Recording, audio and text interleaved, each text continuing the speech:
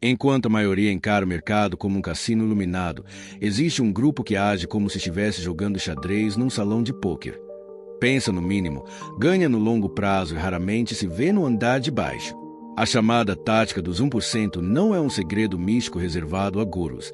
É uma lógica fria de preservação que transforma decisões impulsivas em movimentos metódicos. E é disso que eu vou falar agora, mostrando com clareza como essa tática muda o jogo para quem a aplica de verdade. O investidor comum começa com ambição e termina com frustração porque confunde vontade com estratégia. Ele busca a tacada que paga todas as contas. Quando não acontece, dobra a aposta, aumenta risco e alimenta um ciclo que só faz o saldo cair mais rápido. A tática dos 1% vira isso do avesso. Em vez de perseguir o ápice do lucro em cada operação, o investidor disciplinado define um teto para perdas e constrói consistência. Isso soa chato até o primeiro mês em que os pequenos cortes nas perdas viram alicerce para um crescimento estável. A diferença entre perder tudo e chegar ao lucro consistente frequentemente não está numa fórmula mágica, mas uma regra simples aplicada, de forma repetida e sem drama. Esse método começa por tratar o capital com respeito.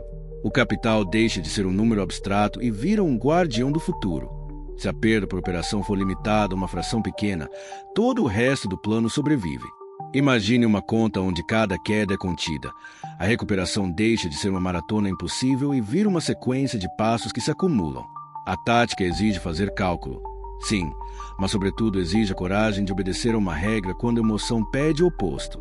A verdade incômoda é que disciplina é um músculo que se exercita mais queimando o ego do que dinheiro. Na prática, a aplicabilidade dessa tática aparece em gestos simples, não em manias heróicas.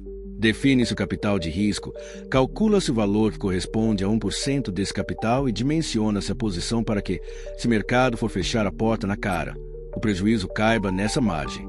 E aqui vem a beleza pragmática. Essa regra transforma as entradas em decisões mensuráveis, não em apostas. Quando o mercado ruge e a cabeça pede revanche, a regra permanece serena. E é essa serenidade que protege o patrimônio. Trocar frenesi por matemática pode soar entediante, mas é no tédio controlado que se constrói o saldo que realmente importa. Ao acompanhar um caso real, sem glamour e sem cifras milagrosas, percebe-se como a tática opera. Um operador com capital modesto, seguindo a regra, fez pequenas operações com stops apertados e metas razoáveis. Em alguns dias parecia estagnar. Em outros, o ganho aparecia como consequência de não ter sido varrido por uma perda catastrófica. A cada trade, anotava o porquê da entrada e o que sentiu na hora em que o stop foi acionado. Essa rotina de registro foi o que converteu tentativa em aprendizado. É curioso como a planilha, vista a primeira como documento seco, vira espelho. Nela se nota que os melhores meses não foram feitos por grandes golpes, mas por um acúmulo de decisões pequenas e corretas. A psicologia por trás da tática dos 1% merece atenção porque é onde muitos naufragam. O mercado é uma sala de espelhos projetada para amplificar inseguranças, o impulso de recuperar perdas, a ilusão de controle, o desejo de compensar dias ruins. A tática exige uma postura quase ascética diante desses impulsos. Não se trata de eliminar a emoção, isso é humano e improvável, mas de criar barreiras práticas que impeçam a emoção de comandar a execução. Técnicas simples ajudam. Estabelecer um limite diário de perda que interrompe a sessão, programar pausas deliberadas, anotar a sensação no momento da entrada. Pequenas intervenções comportamentais tornam a disciplina menos abstrata e mais operacional. Os erros mais letais não aparecem de repente, crescem como rachaduras por negligência. Aumentar o tamanho da posição após uma perda, ignorar o tamanho do lote, deixar de registrar resultados. Tudo isso converte um bom princípio em caminho direto para o fracasso. A tática dos 1% corta as rachaduras pela raiz porque impõe uma métrica inegociável. Quando a métrica é aplicada, o investidor começa a enxergar o mercado com outro tipo de lupa. Oportunidades são possíveis, mas não à custa de uma gestão que comprometa o todo. Isso cria um tipo de confiança diferente, não a confiança arrogante que aposta tudo, mas a confiança fundeada em probabilidades e limites. Aplicar essa tática sem ferramentas é caminhar no escuro com os sapatos errados. A planilha que calcula automaticamente a perda máxima, o tamanho da posição e os níveis de stop transforma a disciplina em rotina. Ter um diário de trades transforma insights em rotas de melhoria.